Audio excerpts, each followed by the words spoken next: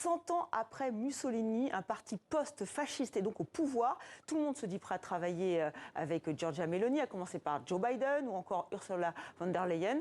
Fine politique, la chef du gouvernement italien est allée vite et elle a opté pour une coalition unie. Nous allons à Rome retrouver Valérie Dupont. Giorgia Meloni envoie des messages très clairs à Bruxelles, tout en assumant en fait ses valeurs d'extrême droite.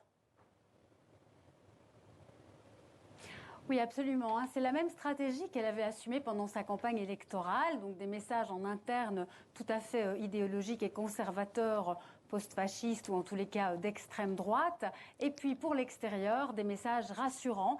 Et ici aussi, avec la nomination du ministre des Affaires étrangères, Tajani, qui est de Forza Italia, mais qui a surtout été l'ancien président du Parlement européen, donc bien connu à Bruxelles, ou bien même à la Défense, un proche de Giorgia Meloni, mais à qui on ne peut certainement pas critiquer sa position atlantiste.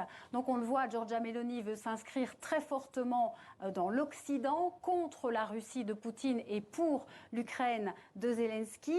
C'est d'ailleurs un des premiers voyages qu'elle veut faire, et ça c'est pour rassurer. Par contre, sur le plan interne, on le voit, son idéologie est tout à fait claire, puisqu'elle a renommé certains ministères, le ministère de l'Instruction qui devient l'Instruction et le Mérite, l'agriculture pour la souveraineté alimentaire ou encore l'écologie pour la sécurité énergétique. Et là, elle a mis des colonels, c'est-à-dire vraiment les proches de son parti. Elle veut montrer à tout le monde que c'est bien elle qui tient en main ce gouvernement d'extrême droite. Et l'autre question, Valérie, c'est de savoir vers qui elle va se tourner finalement en Europe. Est-ce que ça sera plutôt vers la France, l'Allemagne ou plutôt la Pologne, la Hongrie ?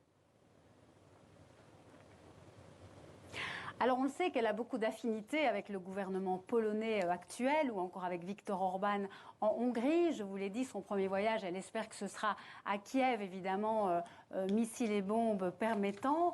Alors on le sait qu'elle ira sans doute très vite à Varsovie. Mais l'Italie, c'est aussi la troisième économie de la zone euro. Elle ne peut pas faire, je dirais, elle ne peut pas s'en faire. Elle doit aller vraiment à Paris et à Berlin.